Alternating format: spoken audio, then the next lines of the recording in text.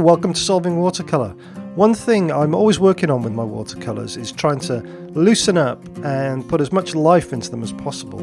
But what exactly do I mean by loose watercolor? Well, for me, the goal is to capture the essential elements of a scene without getting obsessively focused on realism or details. Loose watercolor painting is closely related to abstraction and impressionism.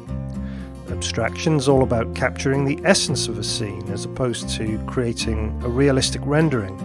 Impressionism was a painting movement begun in France in the 1860s, which focused on the fleeting effects of light and colour, capturing the feeling of a moment.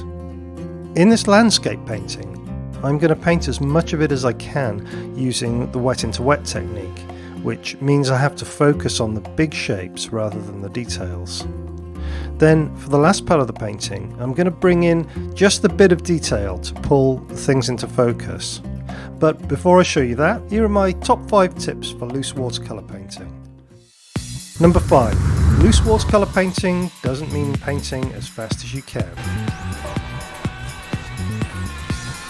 Number 4. Take your time. Assess what you've done and plan what you'll do next. Number 3. Don't be afraid of the paint. Being bold and confident with your brush strokes is better than being fast. Number 2. Use bigger brushes than you normally paint with. Okay, maybe not that big. Number 1. Make your pencil sketches as simple as you can. Keep it minimal. We do have his description. Can we take that? Let's take his description.